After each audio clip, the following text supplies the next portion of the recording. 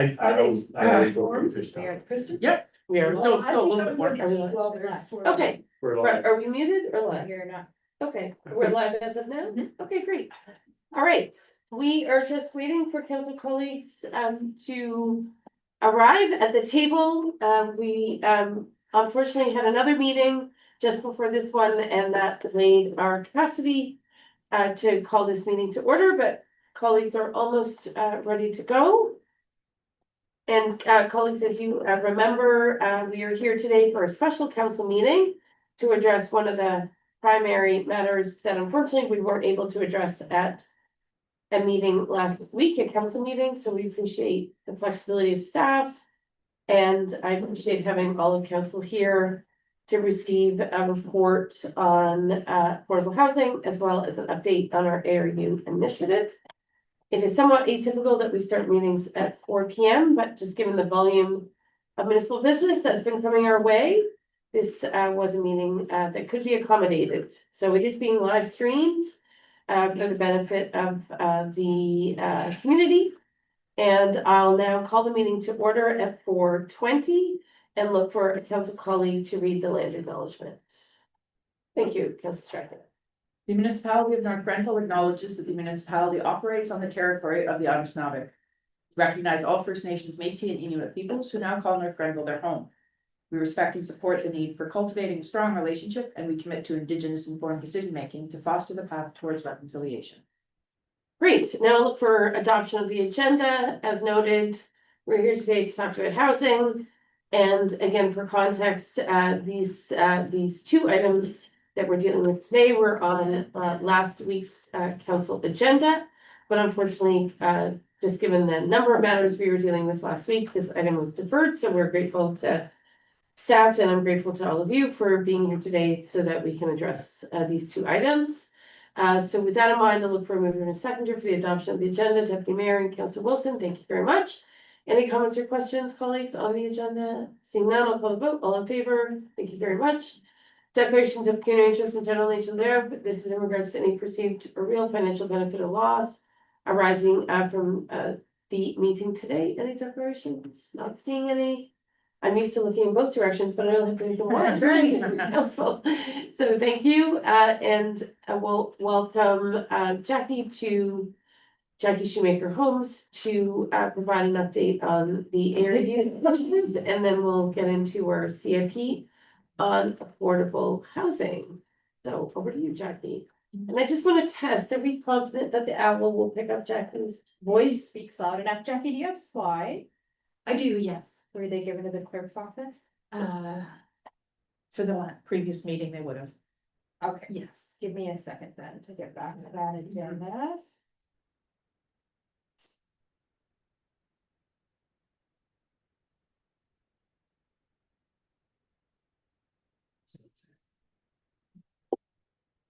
Got the May 5th meeting they were on? May 5th at 6:30, yes. Yeah.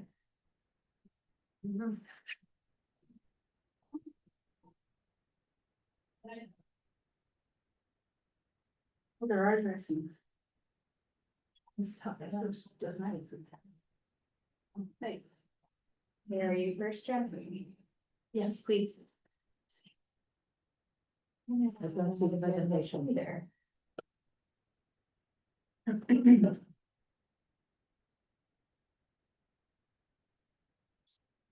Yeah, it's fine. I can just say It's up there at the top, right? No, that's.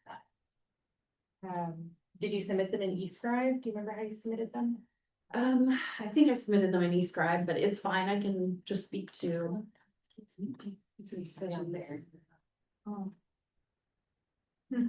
I'll try to find them, but go ahead. Okay.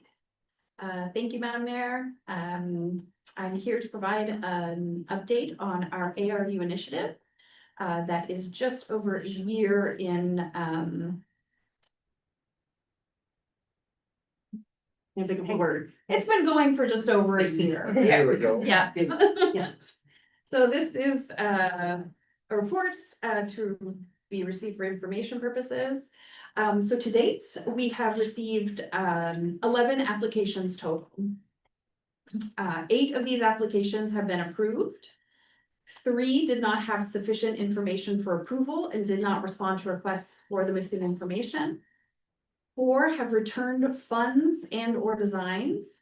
Reasons include deciding not to move ahead, encountering financial barriers, builder difficulties, and family obligations. 1 is approved with no response or follow-up. And 3 are moving ahead this spring. So we have achieved, however, over double the amount anticipated of ARUs for 2025, at 26 ARUs in 2025. We've therefore exceeded our ARU development goals through a complementary Housing Accelerator Fund initiative, which is zoning reform. Can I just, if you don't mind, would be able to Yes, ask, please. okay, just moving up to that first page, thank you, Hillary. In terms of the first, yep, key findings. So 8 applications were approved, but then 4 basically didn't proceed of that 8. Yes. So 4 effectively have been able to utilize municipal funds, is that what I'm hearing? Let me see here. Yes, so 4 actually received the funds and or designs. Okay. And 4 return funds and designs?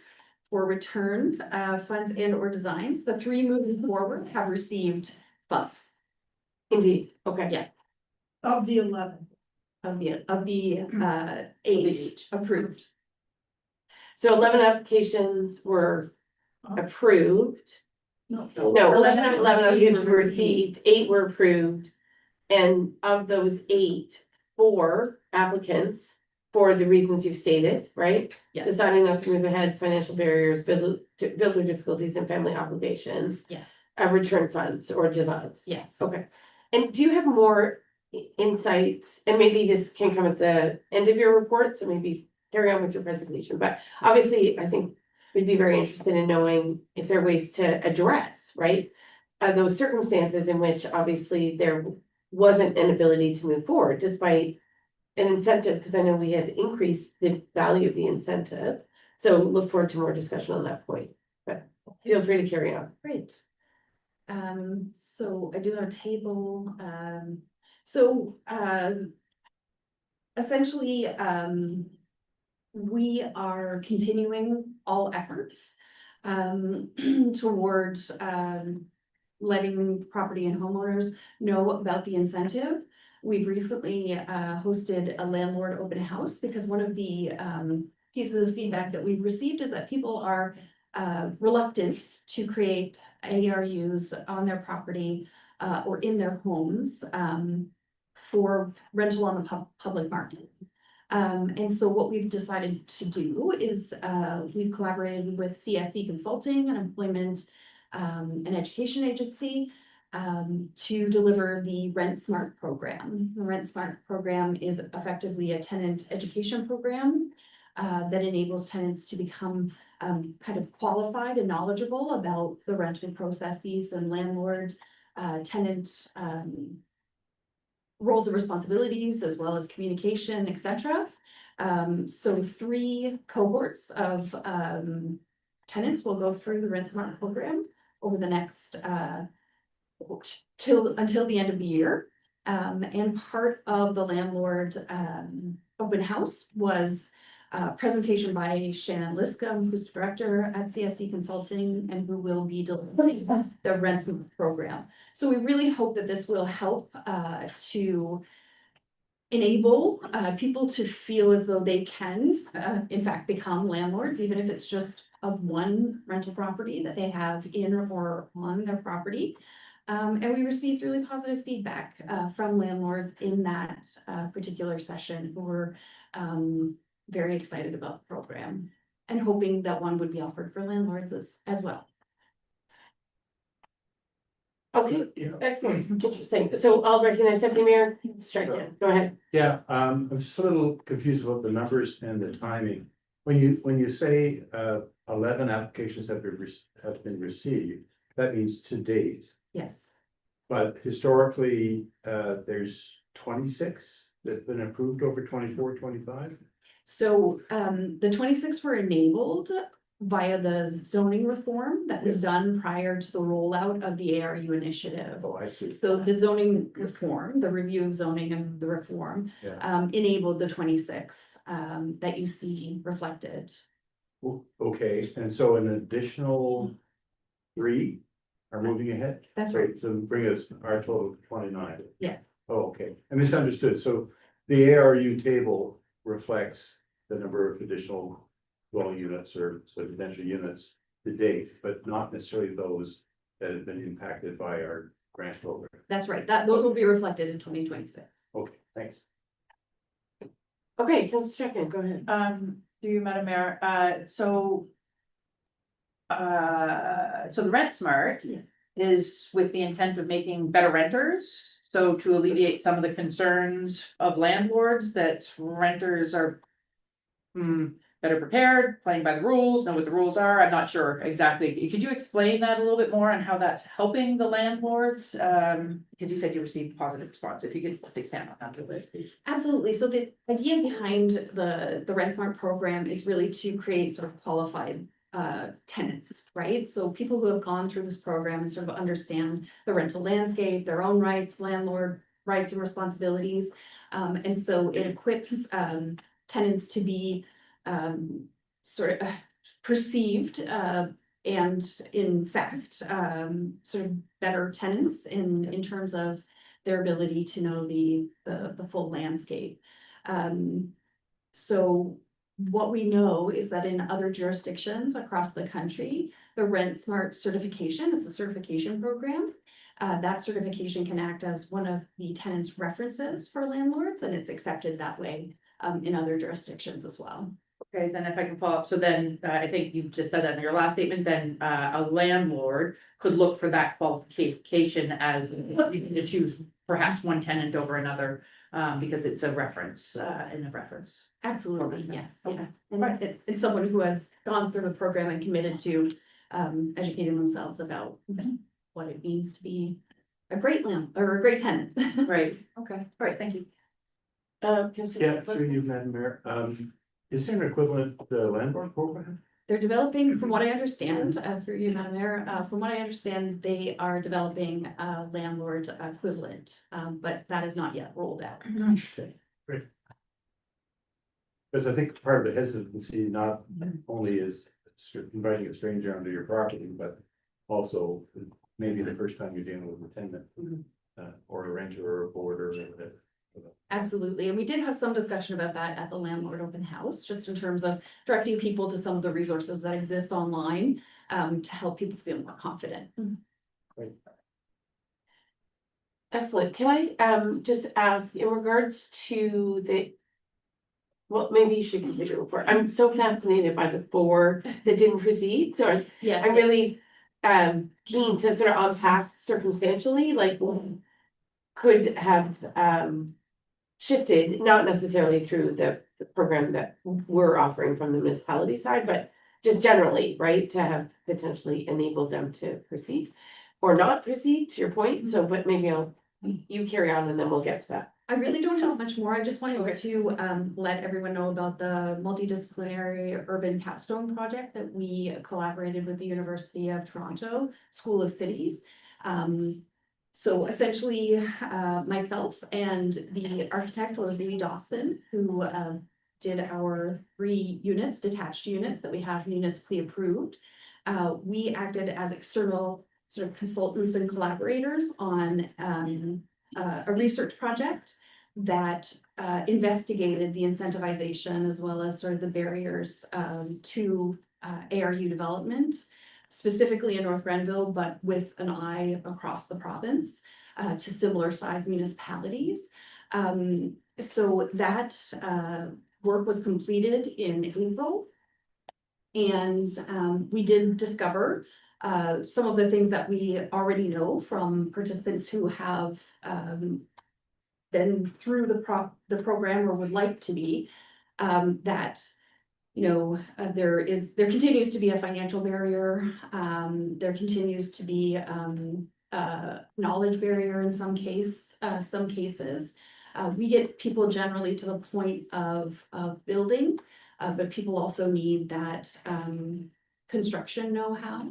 And so part of the feedback that we've received from ongoing conversations with people who have participated in the program is that they would like to see sort of general managers or sort of contractors associated with the program as well. So we have had conversations with local contractors and builders around partnerships and collaborations where just like we have with Rosalie, when it comes to architectural adjustments that people would like to make, sort of a menu of builders and contractors and program managers who would be willing to sort of step up and help people through the process once they get to the construction phase.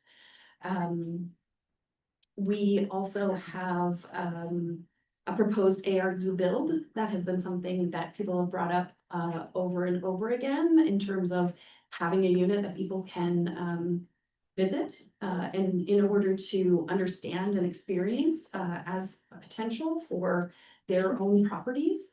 So one of the municipally approved ARUs as a show home model.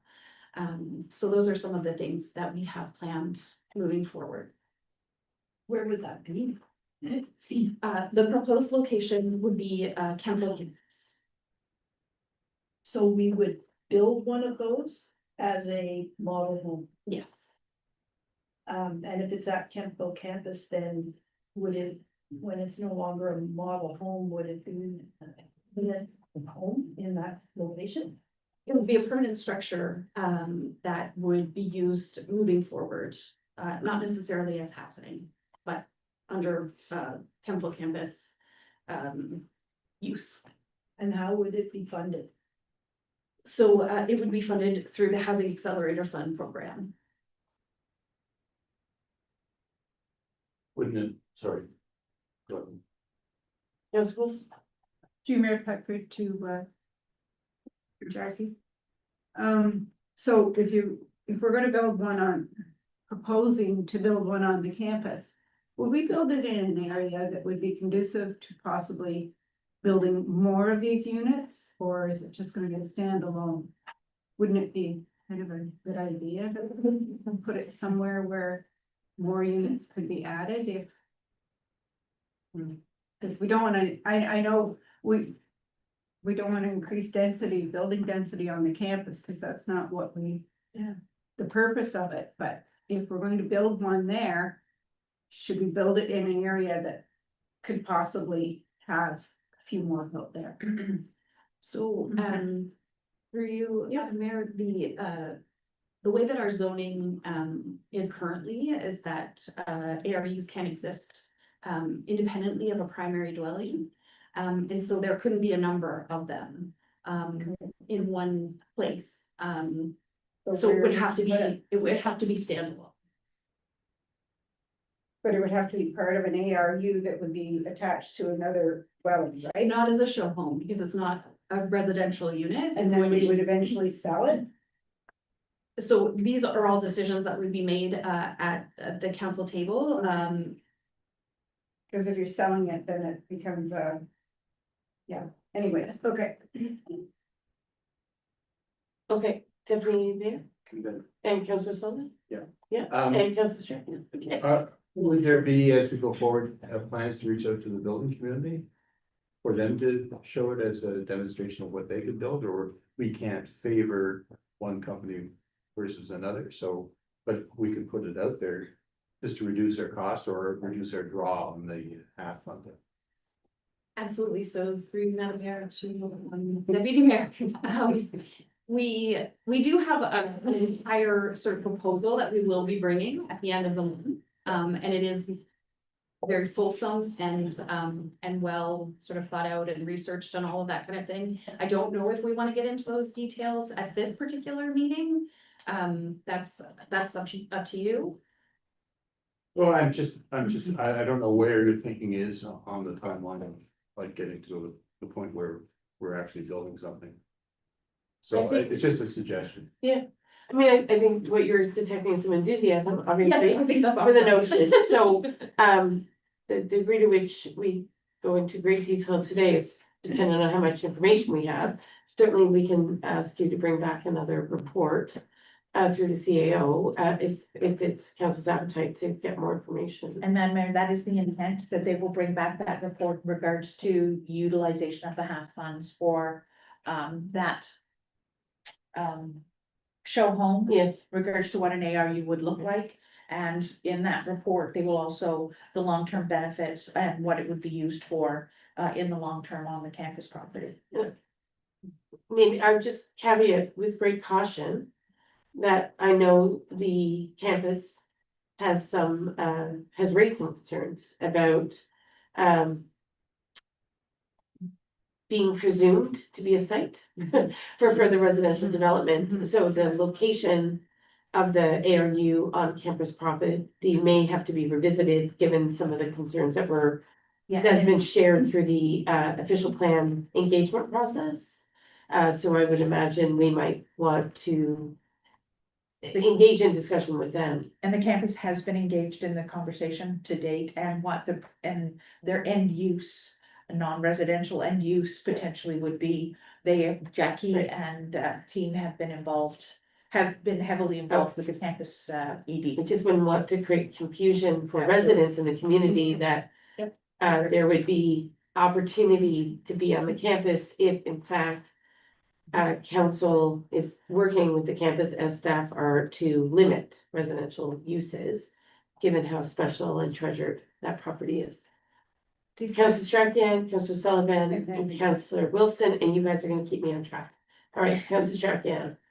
Oh, Fair enough, I will just jump in. So and through then Madam Mayor, Councilor Sullivan. my I'm question sorry. is regarding the application process. So from the time an application comes through to the approval for the 3 that were finally approved, what is that timeline? It's 20 business days. 20 business days, so that's relatively quick. So, to the mayor's concerns, I guess, is what changed in 20 days.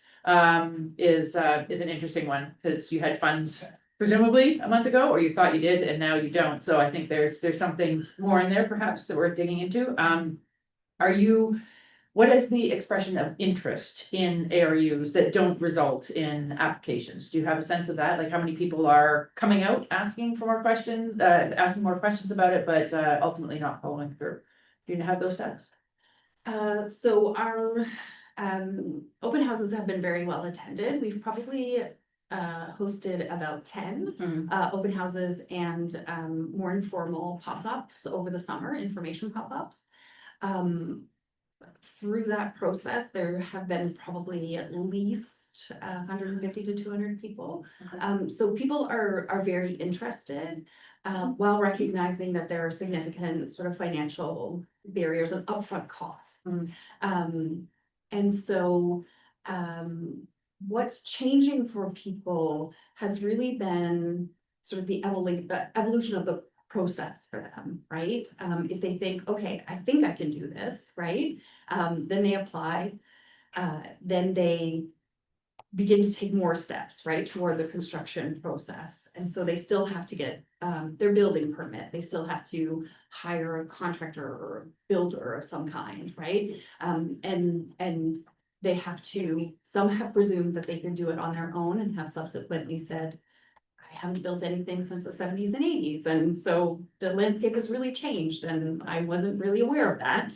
Yeah, I think I understand those ones, but the ones where they've said that it's a funding issue, that the money's not there, those are the ones that I think are probably there's a little bit more to that, because in the span of a month, unless they weren't aware of some of these other, I'll call them hidden costs, not that you're hiding anything from anybody, but that they weren't aware that, oh, it's gonna cost us this much at this stage, at that stage, or how much is gonna be upfront or something like that. Perhaps there's some nuance that, and you may not have that information, which is fine, but yeah. No, I really appreciate that, and I think that you're right. I think that I'm just gonna take the example of a resident who had kind of a list of, here are 50 reasons why we can't do this. Oh, okay. And then he went about crossing everyone off, Yeah. right? Before he applied, Mhm. right? Which was incredible. Yeah. And such a systematic way of going about this. And so he was certain, they were certain, right?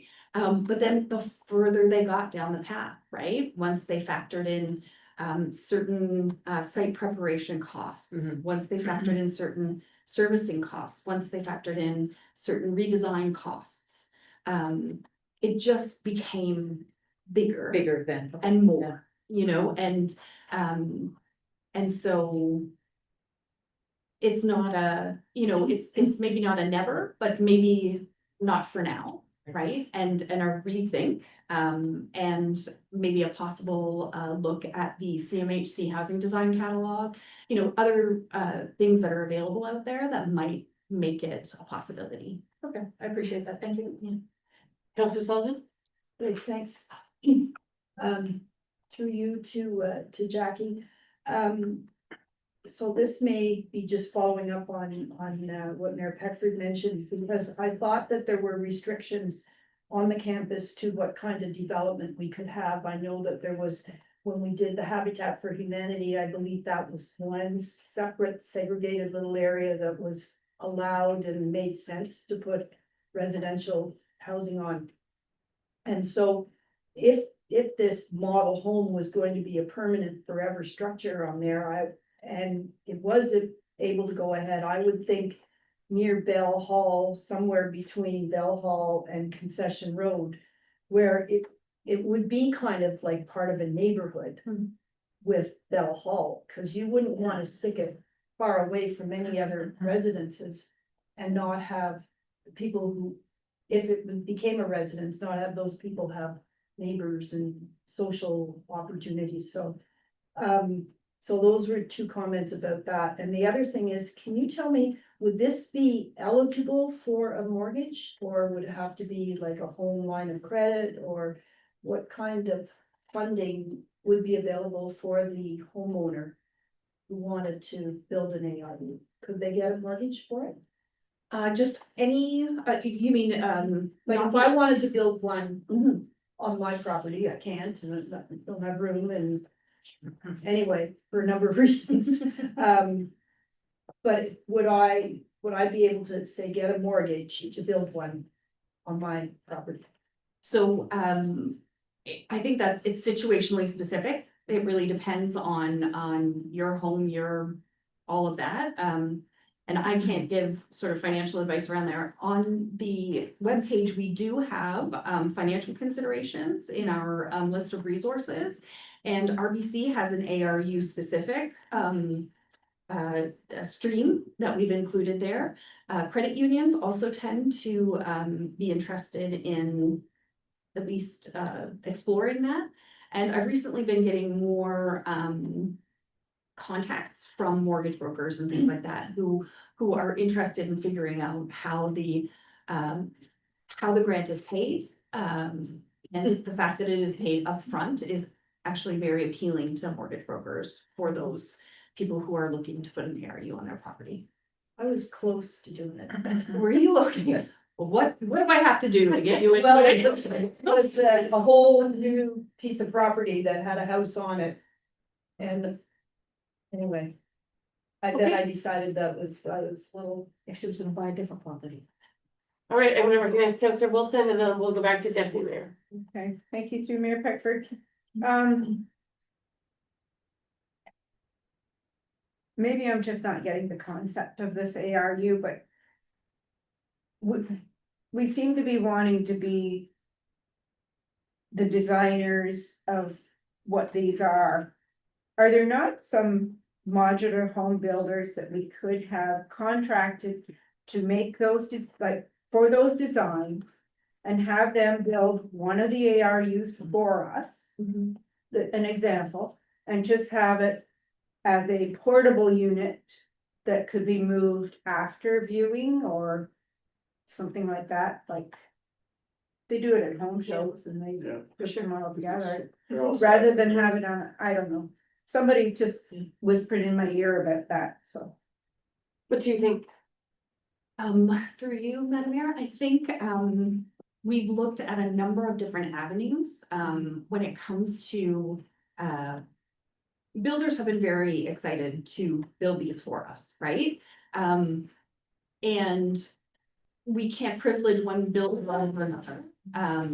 However, there are builders who are doing some interesting things in the community when it comes to building community capacity around this kind of building, right? And that's why we have sort of honed in on one particular builder through a project that they've been doing through what's called the STEP program.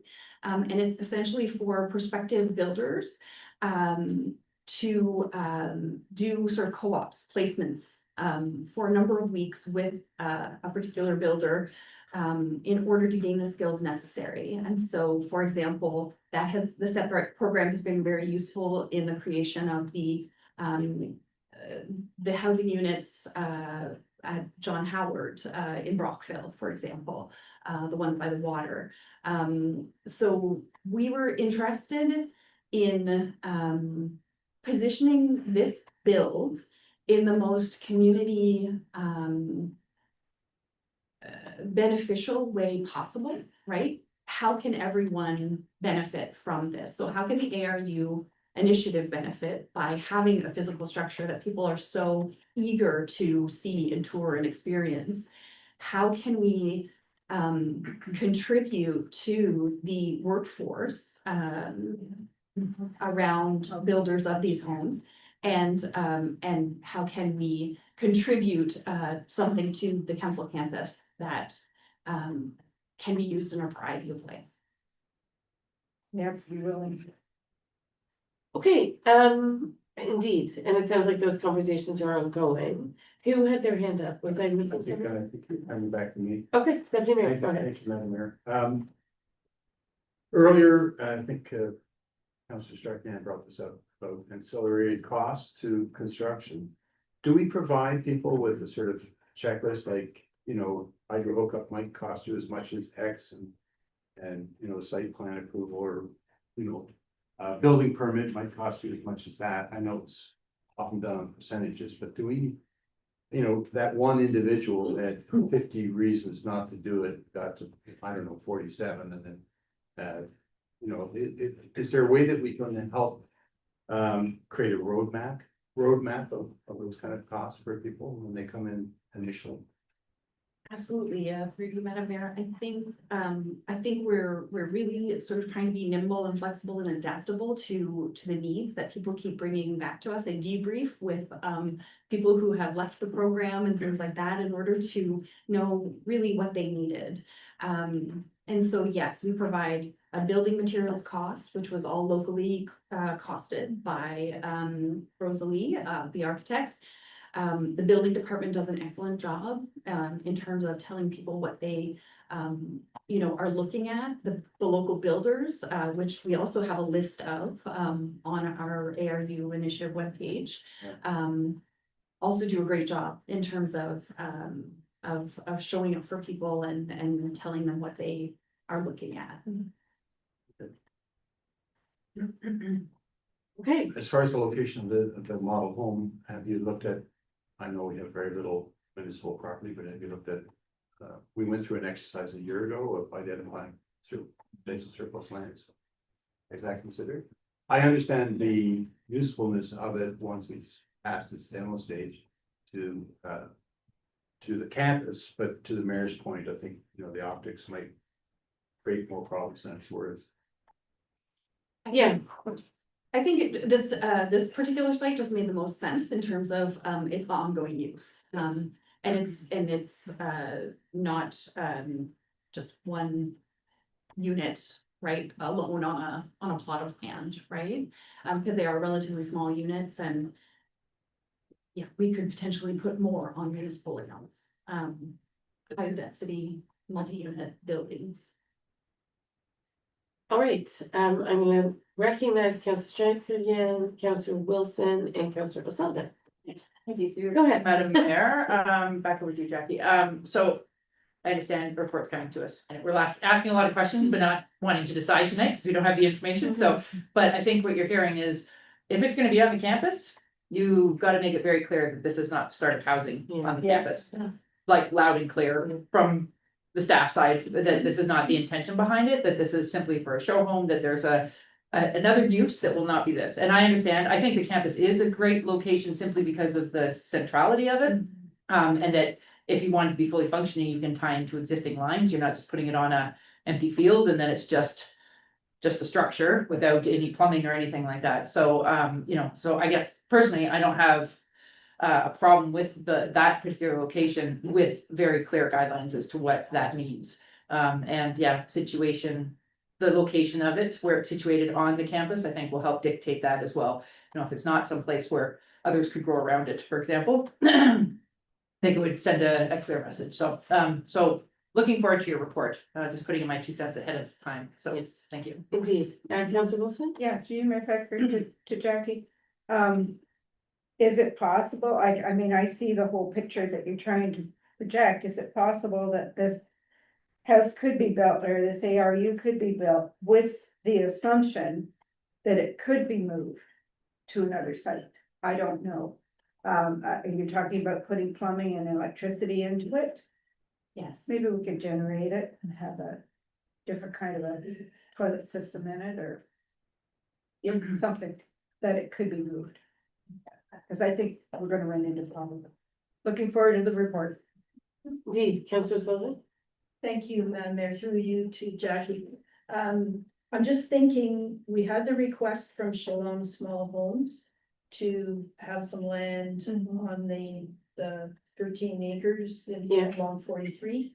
If that was going ahead and we were going to designate some land along there for Shalom Small Homes, then maybe this, if the timing worked, maybe this model showroom could be incorporated close to or with the land for Shalom Small Homes. I don't know timing wise, what they are looking at, what you're looking at, or the decision about those 13 acres, but I think that would be, that might be a good place.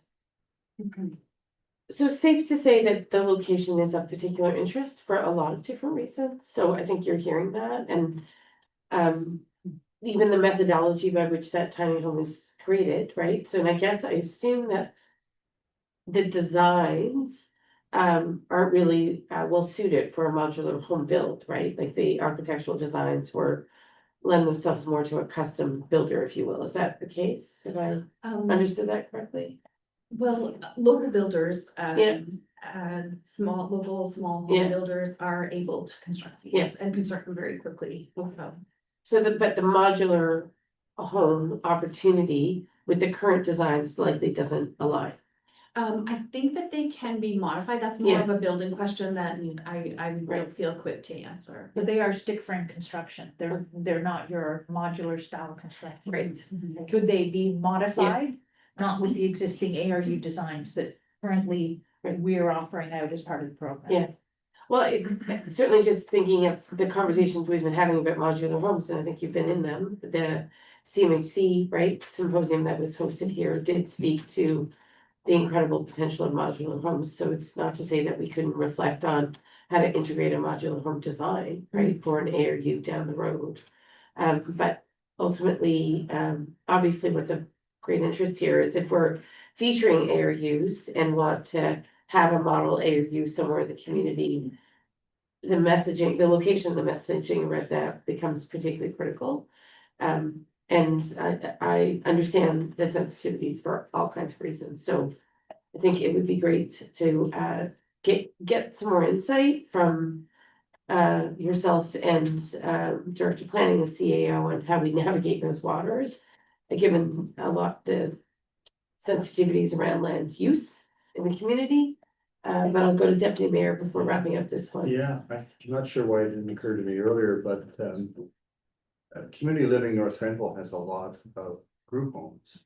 And the opportunity to create a ARU, one of the residential properties, Right. I think would be really interesting to them. So I wondered if you could, Another potential part. yeah, and reach out to Sandra. As long as the site is suitable, right? Well, I know of one on County Road 25. Right. That's a large property. Oh. That she'll be able to Yes. accommodate. Yeah, but you know, rural homes present additional cost problems, which is the reason you raised Mm-hmm. the grant. But I do know that, 5 of those homes are rural area. Right, of the ones being advanced. Yes. Yeah. Yes, Councilor Strickland. To you, Madam Mayor, perhaps a question for the Director of Planning. Should a show home be put on the campus lands? It does not have to be on lands that are designated as residential necessarily. It could be as part of the institutional or something along those lines, if it's not to be used as a residence. Is that possible? Yes, I think we have to look at the campus itself as being a bit of a enigma from how uses have evolved. I mean, certainly there have been residential type uses in the past. Right. With the Bell Hall being the dormitories.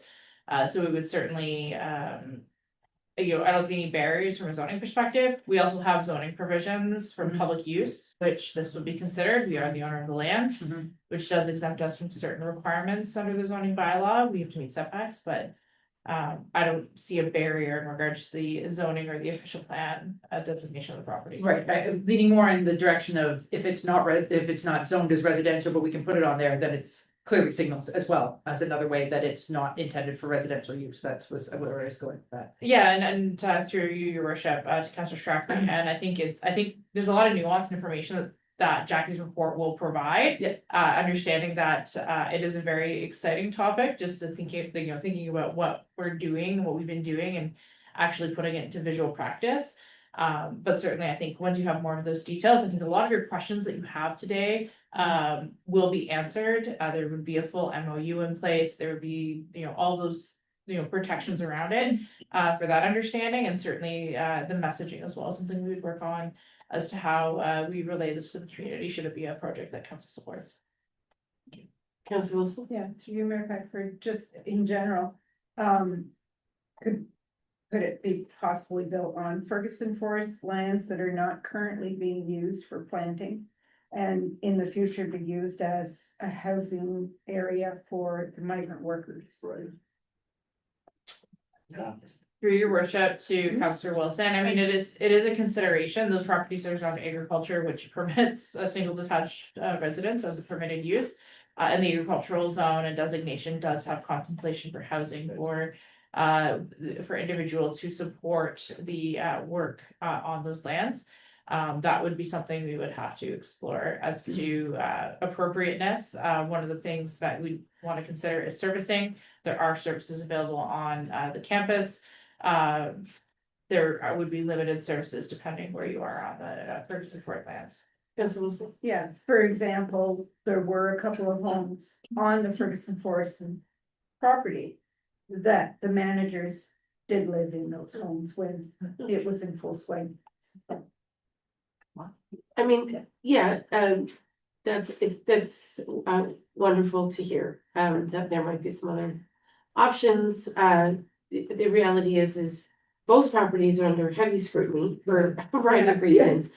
We also have the campus having formally communicated to the municipality that they have no interest in any residential usage of campus lands beyond Bell Hall. So I'm still getting my head around why the campus would be a willing partner to host, to be the kind of site, right, for an ARU, even if it's just a model ARU that gets repurposed into a non-residential use, because I think I think there'd be a ton of confusion in the community, even if the campus is a willing partner.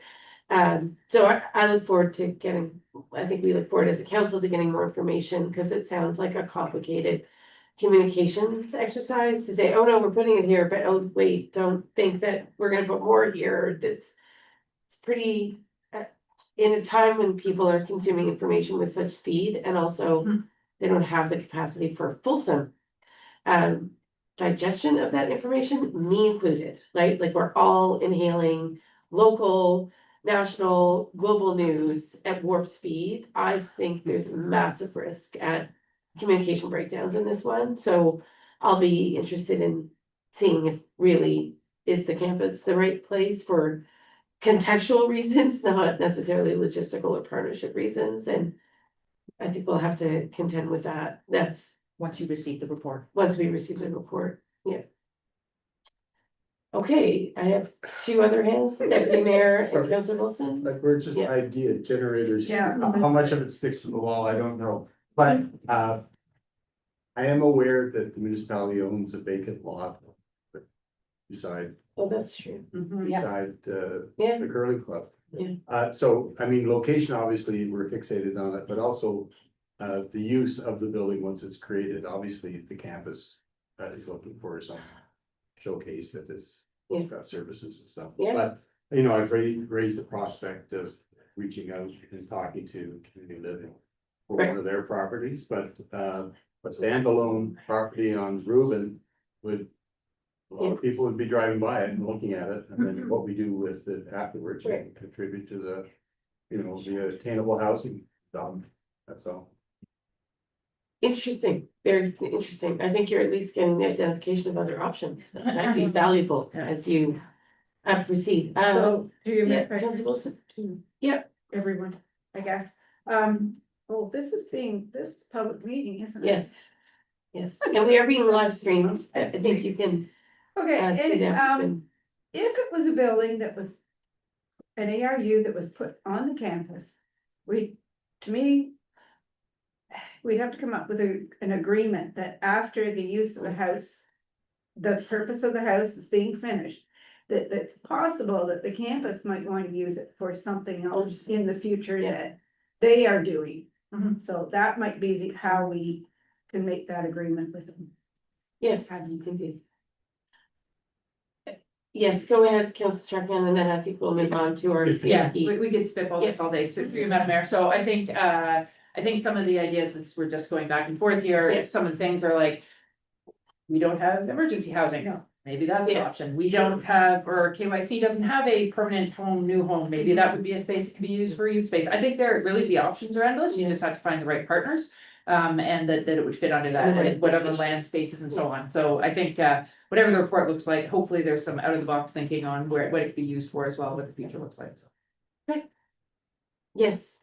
So this isn't the report that's before us right now. No, I understand. Yeah. So, and I'm sure that Jackie is listening and making Yeah. sure that we do some of these other. I have said we're moving on, so is that what you're asking? No, I'm just saying that, Okay, taking all this Yes, of information course. in. Yeah. When we rise the report, later on, we can. Mhm. We can, yep, I think the feedback's been offered, so. thank you, appreciate it. All right, so the recommendation is then. Well, before we do that, because I held off on my question, do you have any capacity to gain more insight? I mean, I know you talked about the guy who had the list and thought he had overcome all the barriers. You know, in order to build an ARU, but I think ultimately could not build an ARU. Did I understand you correctly? So I think what I've witnessed in conversations about ARUs, folks in a couple of your early meetings, right, information sessions on ARUs and through individual conversations, and I'm sure we've all had them, is ARUs in some respects are kind of seen as a panacea, right, for both affordability reasons, among others, if you own property. And clearly, I think they answer a specific call for a narrow group of people in the community by virtue of the fact that they're still expensive to build, right? They're still quite expensive to build. And your property size and location matters a great deal, right? And I think more people have gotten that message now that there's just such limitations to where you can put an ARU. Like both rural and urban because of the septic and other considerations. So I'm just wondering if there's a way to share with council some of those additional considerations that you've seen people encounter, which effectively become obstacles. Not because I think that we can solve those challenges, but I think it would help us as a council navigate the housing waters in a more general sense, like what, if not ARUs, right, to some extent, what are the other tools at our disposal? And obviously the CIP may become one of those mechanisms that fills some of that ARU gap that people just can't, right, pursue for a variety of reasons. But I would be curious to know, because I know we've had so many conversations with residents in the community that were very eager, if there's a way to capture some of those insights, because I know I get them, and I'm sure council colleagues get them quite anecdotally, but I don't think we have a fulsome picture in the way that you might. I'm happy to circulate the final report that the students generated via survey methodology. Right, That went out to 80 people who were involved in ARU development in one way or another. okay. It has. In North Granville? So across the province. Okay. To similar sized. Okay. Municipalities. So it went out to 80, about 27 completed it. They're broken down by whether or not they're in planning, they're in construction, they're Okay. members of the general public. And then yes, 4 recommendations came from that. And I was just communicating with Phil today, the deputy director of planning, about what we might want to operationalize from those results. In terms of recommendations identified by this sort of province-wide analysis. From the analysis of people who are involved directly in ARU development, what they see as enabling, On the incentivizing. building side or the rest, like the actual person wishing to build? So there's 3 groups, Okay. so it's those involved in policy and planning, Yeah. those involved in construction, those involved in wanting an ARU. Okay, Yeah. gotcha. Yes, Yeah, I know we want to move on to the Yeah. CIP, but do we have an idea or have we been tracking the reasons why people want to build an ARU? If there's many different reasons for rental income or to keep multi-generational, members of the family together. Do we have? Yes. Because that could shape our marketing or Mhm. promotion of them. So it's primarily been for family members. Right. So intergenerational family Yeah. arrangements, primarily for aging parents and for children looking to launch. and of the 4 that didn't proceed. My understanding is our policy allowed them to house a family member, they didn't have to go into the public to attract a tenant, they could house, right, an extended family member, is that the That's right, case? Yeah. yes, they're able to have a family member, they're able to rent it on the public market. Right. That's. We offered flexibility for them if they receive the ARU dollars. Yes, okay. All right, colleagues, anything else before we move on? Councilor Simon? Thank you. Just a quick question. Is there a limit to how large an ARU? Can it be a full-size house that you can build on the side of your house, like turn it into a semi-detached? So the requirements are 50% of the square footage of the primary dwelling or 100 square meters, whichever is larger. Bigger homes have bigger ARUs.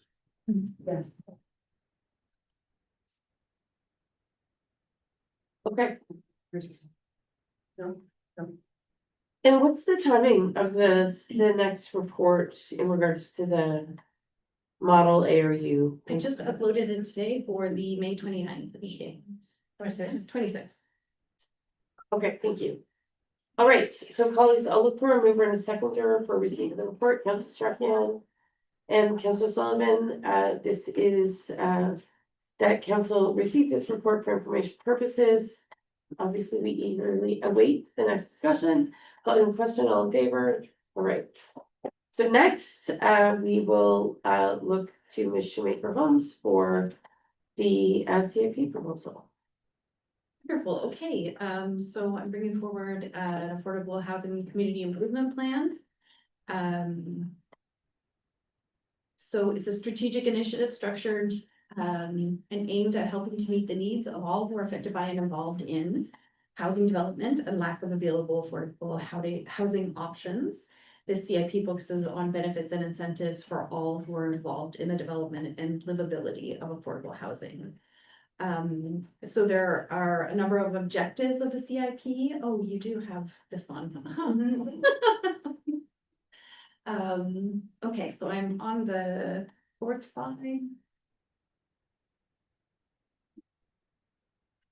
So these are the objectives: increasing access to safe, attainable, and energy efficient housing, supporting residents in housing need, promoting housing equity in priority population groups, as identified in the 2025 H&A or North Grenville Housing Needs Assessment, facilitating the development of affordable rental and ownership housing by providing financial support, increasing the overall number of affordable rental and ownership housing units in the municipality, assisting in the achievement of the 25% target of new housing units in the municipality that can be developed and delivered as affordable, and reinforcing the provision of affordable housing as a municipal and community priority. The outcomes on the next slide are intended to be more affordable, safe, and stable housing, equitable access to affordable housing, a diverse housing stock, housing that meets the needs of current and future residents of North Grenville. So this CIP encompasses grant opportunities and rebate opportunities, which we will go through. And I have to thank the Director of Corporate Strategy for blazing the path in this regard and sharing all of her documents, as well as how her CIP is performing. So we have 4 grant opportunities: the Affordable Housing Development Grant and the Affordable Housing Tax Increment based grant program. For rebate opportunities, we have ARUs in new construction rebate, accessibility top-up rebate, and building fees rebate.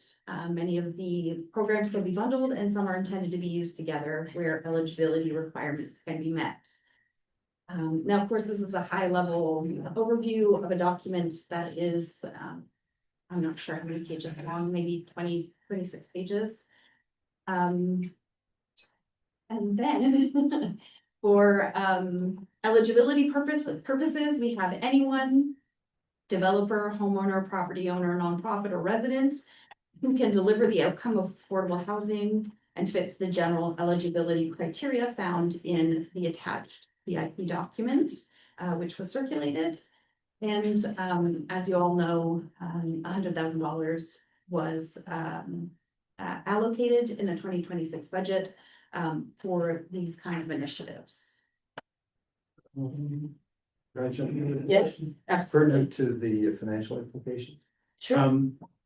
Thank you, Madam Mayor. To Director of Planning, what's the balance left in the Affordable Housing Reserve? I know we've drawn down on it.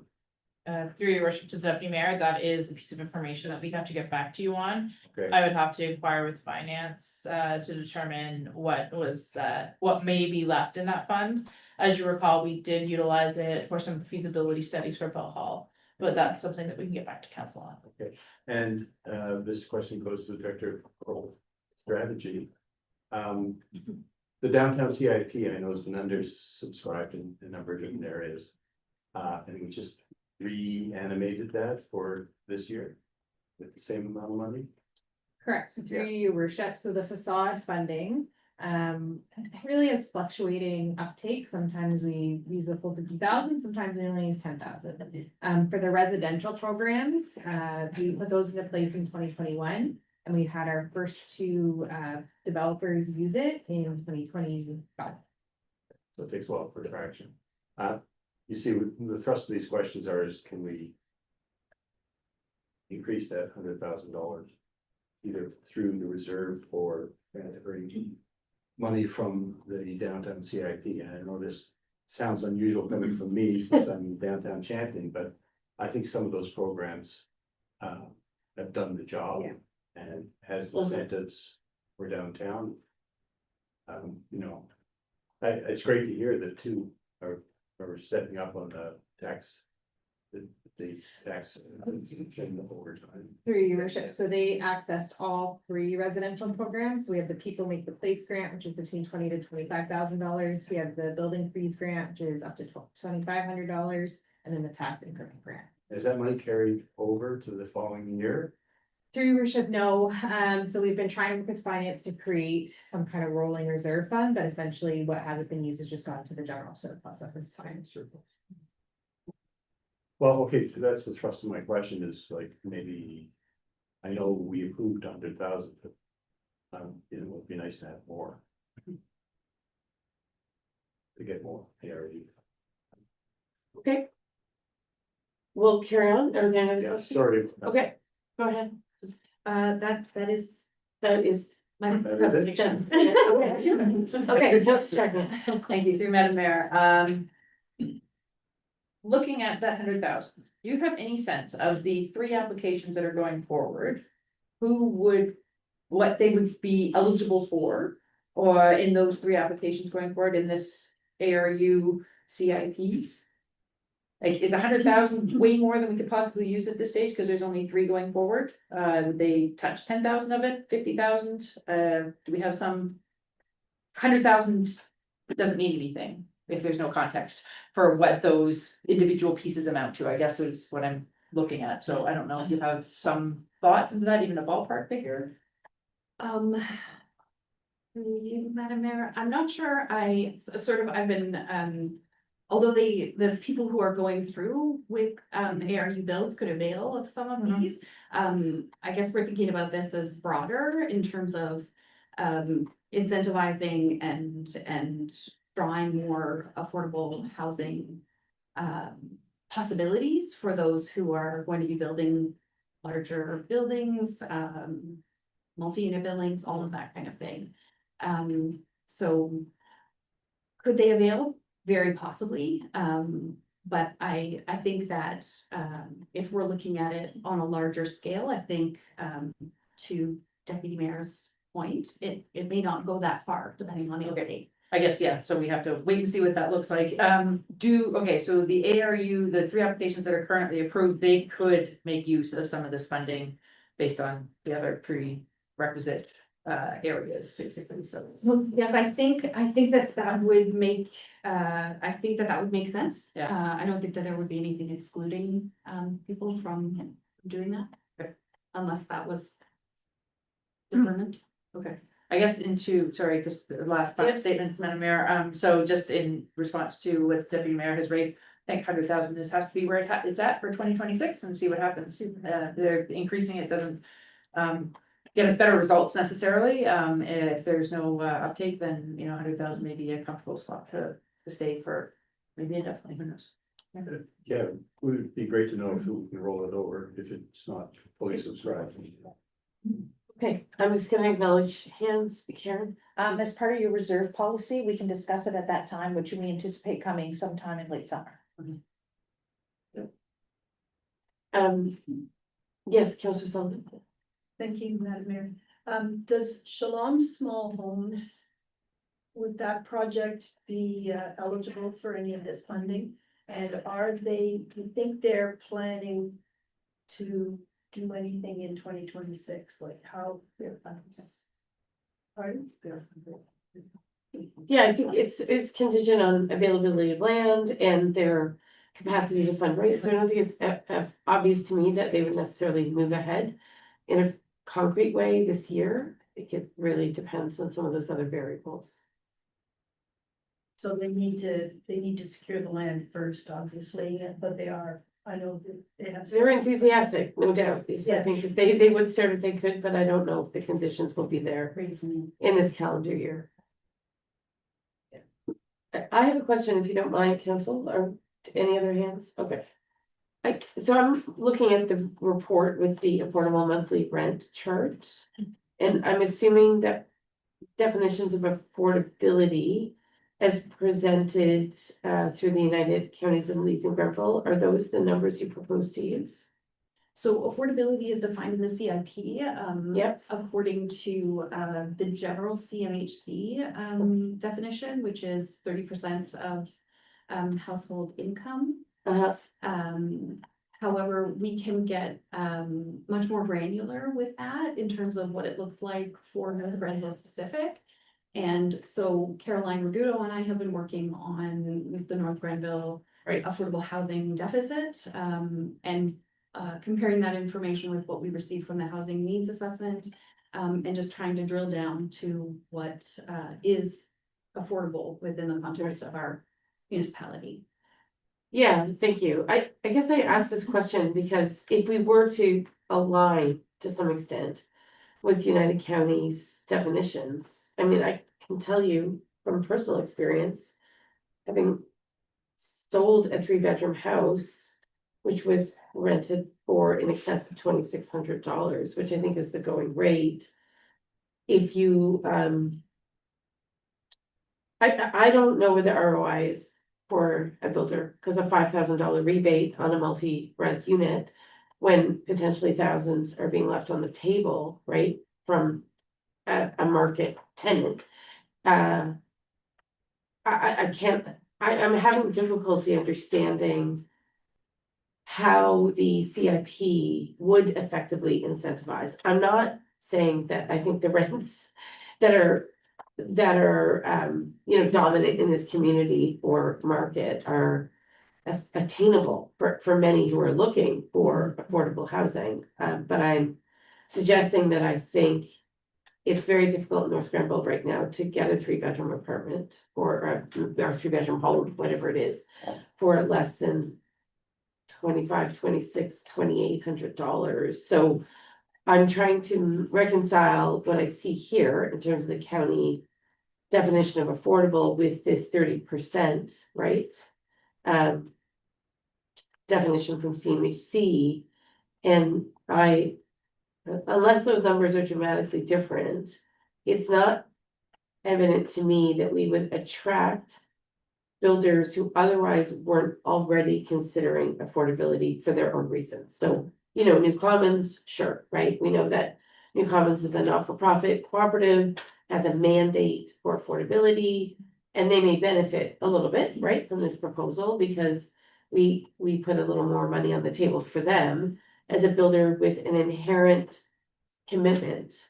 But for any average builder out there that's looking to recover their costs or doing the math on how to pay back significant and hefty construction loans for which the interest is not insignificant, I can't imagine that these incentives are meaningful.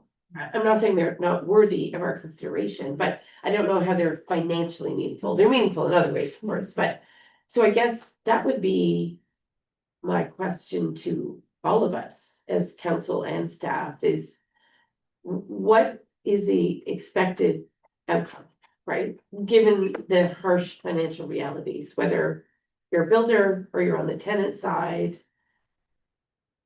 I don't know if this CIP really closes the gap, and I'm not sure it could, right? Because the money available to the municipality to incentivize would have to be that much more to tip the balance for the average builder who's looking, you know, to recover costs for a long-term good investment, right? Not just in terms of their land, but in terms of generation of revenue from tenants.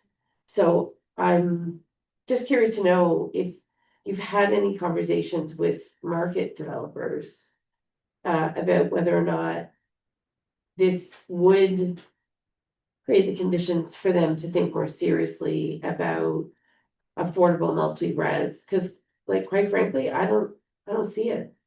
And I've been at this for 8 years. I've been in so many different conversations as council colleagues have been with local and much larger developers who I don't think for a lot of good reasons, they're business people, really want to go down the path of affordable housing because it's the revenue they forfeit is in their mind, it doesn't quite significant. Yeah. Yes, go ahead. Yeah, Devin. just to build on your comment, yeah, I agree, that. You know, private developers can't build affordable housing unless they have a program like this, where we're trying to encourage them to have 11, 12, 25% of the units, multi-unit residents. Right. Contain affordable housing, so I think this nudges them closer to achieving that goal of like 12 to 25% affordability in a multi-unit residence. Well, again, I would just be, if we run the numbers, right, what's the maximum incentive a multi-residential builder could get under this program? Well, that all depends on the specifics of the program, right? If you Right. wanted to cap it at certain things, these are just sort of a menu of options. I see, And so that would have to be determined right, if there were caps going to be put in place. Right. If there were caps so that you could not or could bundle, right? Because I see rebate opportunities here, right, for certain aspects of construction, right, for a multi-res unit. So I guess I'm just trying to do the math, looking at the more detailed report, not the presentation of what exactly would be the maximum amount a potential builder could receive. And again, I'm only doing this because I'm interested in the value proposition. Yeah. For the kind of we'll call them the average developer, as if they exist. I don't think anybody's average, but for, you know, somebody that might be, whether they're a small builder or a very large builder. In my own mind, I'm just trying to do the math, because obviously it's great to have a CUP. I think the effort is wonderful. But I also have serious reservations about whether or not there will be meaningful engagement with the program if the financial offering is too limited. And I say that not because I think we should necessarily put more money on the table, but just to be realistic. So when we talk about an affordable CIP, what ultimately can we expect? And I don't know, looking, given your experience in other communities, maybe of similar kind of size and growth, if you have best practice in terms of what is the sweet spot, if you will, right? In terms of some of these programs. Amy, did you want to add? No, I'm just saying, the question is it stackable? Is there anything Right. in the downtown Right. CIP? Right. That, Right. Our CIP stackable? In other words, that's my question, general question. So that, then I have, that's the nuanced piece of the matter. I think, yes, the idea is incentivization, so however we can create conditions that are more favorable. Well, I'm talking to the mayor's point about what's that tipping point where a private developer will say, yes, I can build this. You know, cover my financing costs, et cetera. Yes. Your worship, I think you also need to keep in mind that there are other incentives that kick in as well with affordable housing and what we can do at the staff level, because there is another process, we still have to take it to a public meeting. Establish what the boundaries of the CIP are, and provide more general information to the public. At that time, we could come back with here's what it could look like if someone were to apply. But be mindful that we also have a development charge exemption for units that does provide that discount, which is around, don't quote me, but I would say around the $10,000 mark for an apartment dwelling unit, so there's savings there. The province has made efforts as well to remove HST off of new home construction, so we can certainly look at what that looks like. So when we start to pull in all of these pieces at the municipal level and the provincial level that are happening, as well as developers who do go through CMHC for their funding opportunities, what do those potential cost savings look like? So it's not just the municipal impact. I think when we start to look at the incentives that are happening at all levels of government right now, that does start to have a reduction in cost. So we can certainly put together a bit of an analysis. I know that there are some recommended values for rebates as to what that looks like for council's consideration to see what would that impact look like, and if there's opportunity to look at how it can dovetail with other grant opportunities within other CAPs within the municipality. Certainly we can also put that analysis together as well. I just wanted to say as well that there's a pretty lengthy appendix attached to the CIP document. And it was my intention, because I'm very interested in this exact question, right? Because what you've articulated is really the rub that Canada has been experiencing, right? Relying on private developers to create affordable housing. Looking at ways that we could forward person-centered incentives, like how we could fund them, how we could enable them, and things like that. So combining maybe developer incentives with more person-centered opportunities, which are outlined in the appendix. Portable rent supplement kind of idea? Yeah, there's all kinds of things that we can do directly for people who are in housing need, right? But that's not generally the approach that's taken. first, not by the. Yeah, Was there another hand? I guess, yeah, go ahead, Councilor Sullivan. Thank you, can you just clarify for me, please? The, when you talked about 30% of your income going towards housing, that's the cutoff for affordable housing, right? And is Yes, that gross income or net? that is, I would have to look that up. While you're doing that, I'm just thinking of some of the people that need housing here. Gross. Gross. Thank you. So if somebody's making $30 an hour and they're working full-time, their gross income is gonna be $58,500 a year. And 30% of that is the cutoff for affordable rent, say, and it's only $1462.50 a month. It's really hard to find something to rent for $1,500 in Kemco. Yeah, and And that's, $30 an hour is reasonable income. the affordable housing deficit is significant, significant. Indeed, and I guess and forgive me, it's a wonderful report and lots of information. I am not clear on what the financial proposal is today. So I see there's ARU incentives, there's a potential DC relief program, there's a multi-res incentive. Are you, so are we deliberating today over the value of those incentives? So, and I don't think that's captured in the PowerPoint, it's in the report, right? But just help me understand, because the recommendation is that we approve something, but unfortunately, I'm just not entirely clear on some of the values attached. I can see them in the report, it's just a lot of information to get through.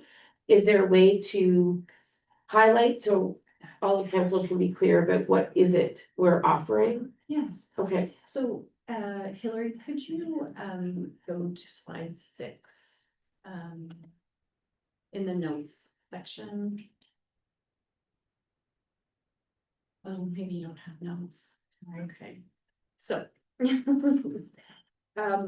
The grant to incentivize purpose-built rental units. I got it here. Or the provision of a minimum 15% affordable units within a development that will be registered and maintained as affordable for a minimum of 10 years. That does not have an amount linked to it. The Affordable Housing Tax Increment-Based Grant Program.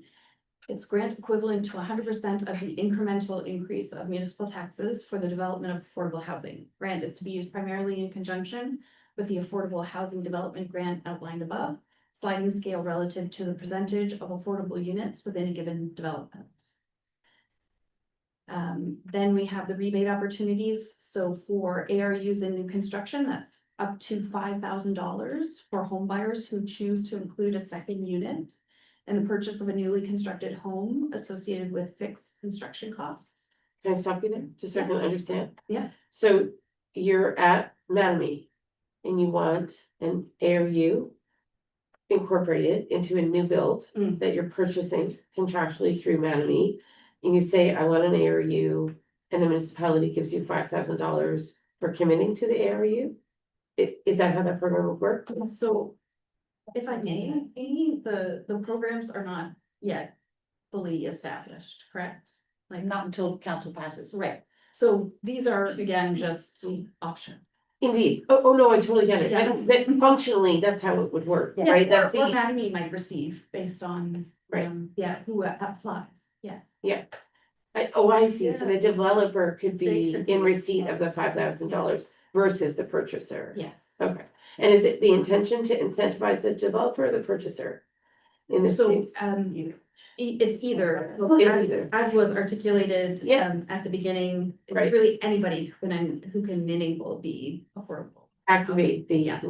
so if you were aware, going, and I'm just using Mattamy because they're building a lot of homes, doesn't have to be Mattamy. You were aware, if somehow you were made aware that if you say to Mattamy, who tells you it's an extra 30-50,000 maybe to build an ARU, we don't know like how it changes the price point of a home, totally at their discretion.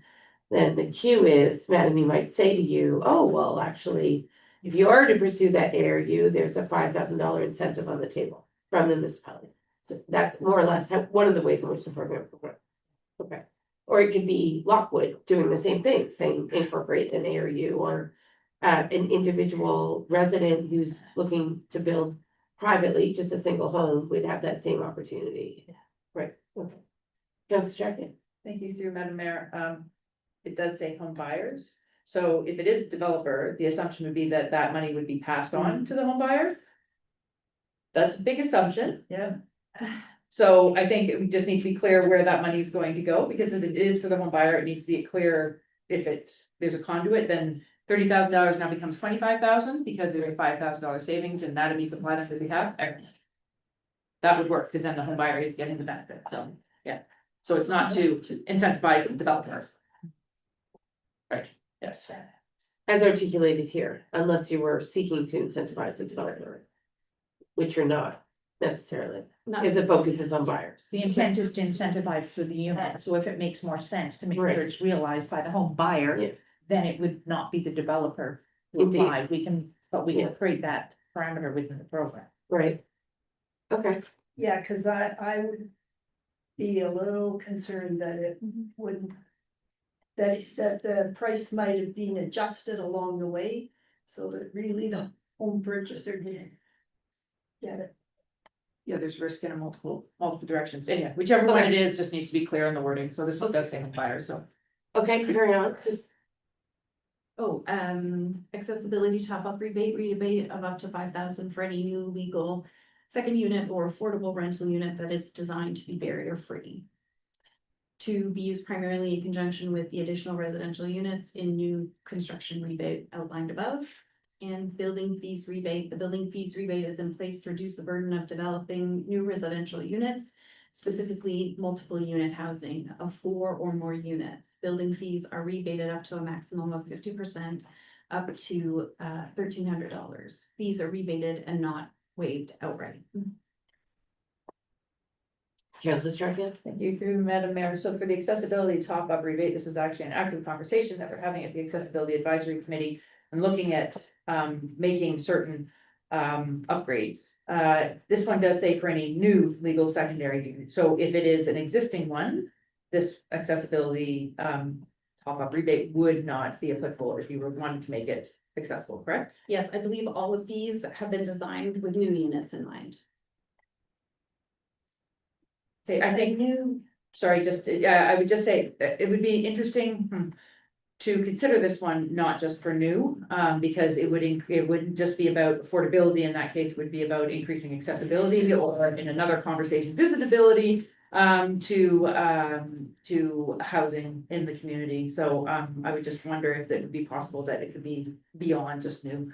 I know it's branching out from what you have here already, but just it's an active conversation that we've been having about how you make things more accessible in general.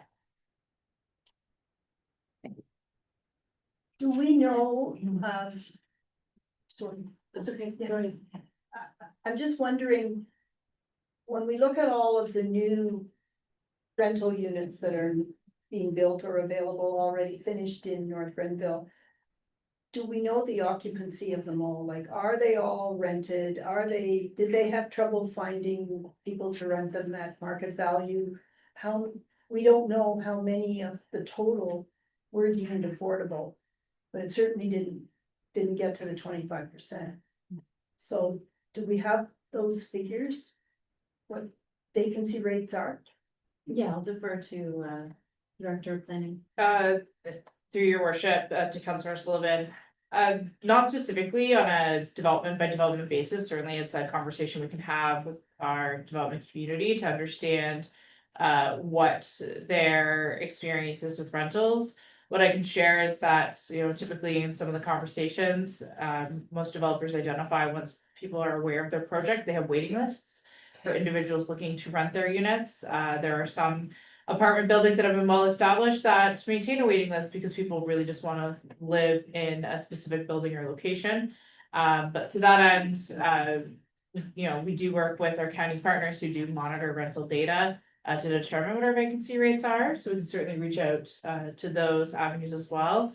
But I think from just an anecdotal standpoint, most of the new developments and talking to the developers there, they've got, people calling, months in advance for the projects completed looking for rental. Even the Bell Hall project is another great example. People are aware of what's happening, and we probably have about a good 20 people who've asked, how can I get on that list? So again, that's maybe Bell Hall is more unique project because there's the inherent affordability as well in that project as well. So we can pull that data together through site plan agreements. We do have those commitments to affordability as well, and provide an update to council at a later date. Thank you. And if I thank you so much, Amy, and just moving back to Affordable Housing Development Grant, because the value of the grant is not stated, but I think it's $5,000 as per the report. Grant to incentivize purpose-built rental, affordable housing units, rental ownership, or the provision of a minimum of 15% affordable units within a development that will be registered and maintained. So that's where the $5,000 incentive applies. Am I reading that correctly? I would have to review the report, but yes, there was a maximum of 5,000, Per unit? yes, in each of the. Even for the affordable development, the housing development grant. I don't think that there was a, I wrote this so long ago, all. I don't think that there was an amount attached to that. If we approach developers. How would that be determined then? How would that amount be determined? Again. Looking for feedback, input. Yeah. So again, to approve this report, you're saying where there are specific values, we would be approving those values, right? So if there isn't a value attached to the Affordable Housing Development Grant at some point, one has to be determined, right? So I'm just curious about the status of the report, because if direction is provided through council, but there is still some gaps, is it the intention after this CIP public meeting to come back to council with more finality in terms of what you're proposing? Thank you I'll speak to process. Sure. On Jackie's behalf. So in regards to the next steps, we do have to hold a public meeting, at which time, if there is input from the community, we have to identify how we've incorporated that into it. And certainly the comments that we received today, and if there's any additional comments from council in regards to consideration for values, we can certainly take that away.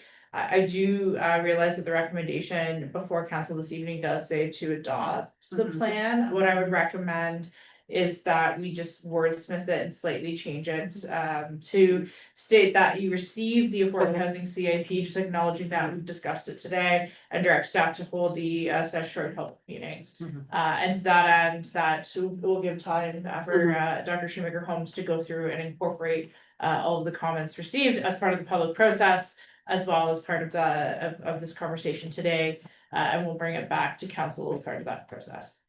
And then at the end, after the public meeting, I mean, that, typically we try to time with planning meetings, we would bring back that finalized bylaw with the community improvement plan attached for authorization. Right. Okay, that's helpful, because that gives us a little more wiggle room, right, in order for you to receive community feedback as well as our own. So I appreciate that. And then if we direct accordingly, just help me understand when you would expect to bring the report back to council. Just recognizing our time, right, this term of council is fairly limited. Are you looking at the summer? What's your? So like, I haven't had a chance to discuss with staff, your worship, in regards to that timing. Right. We do have a public meeting coming up very shortly for the tourism community improvement plan, so perhaps it's something that we could join on to. That is set for June 10th, like soon. I mean, we do have a really fantastic outline that's been prepared. It is ready to, in my opinion, to be taken to that next step for public consultation. And then the anticipated timeline would be July to bring that forward to council for their consideration. I agree the report is very substantive and the mechanisms have been identified. They are very logical. I'm most preoccupied, rightly or wrongly, with the values attached. Because I think if we truly want some of these mechanisms to be availed of, I don't think the numbers is high enough. So that's my take, is that you probably need to put $10,000 on the table if you're locking a developer in for 10 years at an affordability rate. Where I think they could be forfeiting hundreds of thousands, just because of the nature of the market we're in.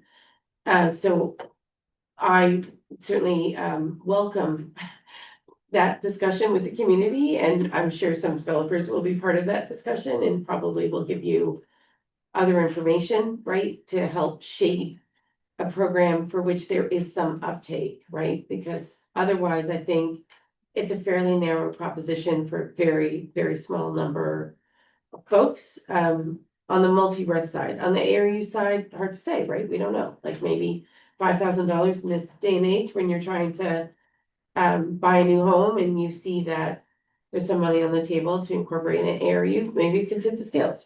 It's hard to know, but there's, I think, and everything is shifting now because of where things are at in the economy and where things are at with builders.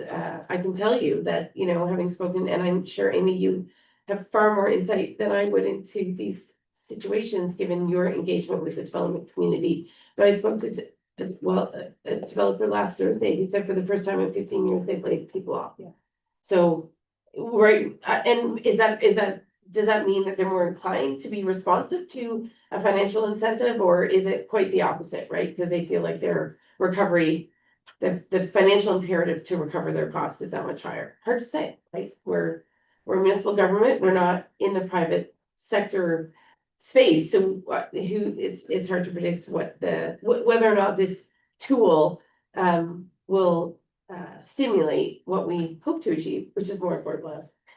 Yeah, Definitely. and to your point, Madam Mayor, my question about available funds in the reserve Right, applies to this as well. yes, exactly. And we keep putting the onus on developers, but I think the onus is on banks and provide financing to the developers. In part, They're the ones that call the shots. Yeah. The developers Yeah. live or die by it, so. I concur. Okay. So with that in mind, colleagues, are there any other questions before we consider the motion to receive? And direct staff to proceed with the public meeting? Not seeing any. Who would like to move and second it? Thank you, Councilor Oh, but Strachan. we're adopting as the motion We're receiving it. Yes. received. Sure. So what I have written is that council receives the proposed North Grenville Affordable Housing CIP and directs staff to hold a public consultation session. Yeah, great. And return to council, like, when we want to add that, we want to receive the report. Yes, It inherently, your worship, it will return to council because you do have to adopt it by bylaw. So there will be more, you know, as part of the public meeting process, you'll have more opportunity to provide additional comments. Okay. And then again, you adopt the bylaw, so. indeed. My only concern was within this term of council, right? Because our time is running short, so that's. But Sort of Damocles. Your understanding timelines. We can endeavor to have couple it with the tourism community. Right. Plan public meeting, that I get one notice out for 2 public meetings, which Right. is efficient, Okay. which is slated for June 10th, and then we could have something before council in July. Okay, sounds good. Okay, we have a mover and a seconder, I I believe. have a mover, I don't have a second. Okay, I said, okay, Councilor Sutton will second. Deputy Mayor's moved. Any other questions or comments? I'm so sorry. I'm so sorry. I'm so glad we have so many willing movers and seconders. just my Yeah. question, if you don't mind, is it, sorry, Director, is it possible to provide numbers and what our vacancy rates are and how many of our units are deemed affordable? Like, I don't think over the whole amount that it's 15% of all the units, but I don't, so. Through your worship, we can look at the development agreements we have in place. To see, I know 10% has been a target that many have aimed for, often it aligns with their. CMHC agreements that they're entering into, but certainly it is data we also collect as part of our Affordable Housing Accelerator Fund. So we have some of that data available, we can provide some background information on that as part of that final report. Cause I think there's some new construction just about to start on some more multi-residential. Okay, thanks. Okay, excellent. Okay, motion's on the table. I see no other hands, call the question, all in favor, woo-hoo, excellent. Thank you for your good work on this, it's fascinating to contemplate all of the different mechanisms at our disposal and what may work and what may not. So appreciate, the effort, and I think the community meeting will be so fascinating, will be so interesting, because hopefully there will be significant engagement from both developers and residents, and that should, go a long way to, and providing some perhaps additional reflections, and I think to Deputy Mayor's point, who's to say, we'd love to know the value of the Affordable Housing Fund, which was established under our former CAO, because hopefully there's And if I may, Madam. funds in there with which to work, because we want to increase the allocation. So as Mhm. Director Martin indicated, we use some of them for Bell Hall. Yes, And I think as part of the budget going into 2026, we'll have to see what or if any were allocated due to our commitment to Bell Hall on an ongoing, so we will make sure we bring that as part of the report. of course, okay. All right, so with that, we are going to confirmation bylaw. That is the confirmation bylaws attached to the agenda, be read for a second, third time, finally passed in open council. Councilor Strachan, thank you. Councilor Wilson, thank you. Any comments or questions? None, I'm calling the vote, all in favor. And then adjournment, and look, we're before 6 p.m. Wow, 5:55. Again, I could call it the mayor, I'm not sure it's the mayor alone, but fair enough. 5:55, to meet again, mover, Councilor Sullivan. And a seconder, Councilor Wilson, thank you. Calling the question, all in favor? Great, thank you. Very kind of you. Thank you. Okay. Jackie, how was the conference? It was great. Yeah, Really Did you- good. Did you meet any folks? Yeah, I met Yeah. with some people. Okay. I went to a session on Black planning and Oh, nice. planning projects.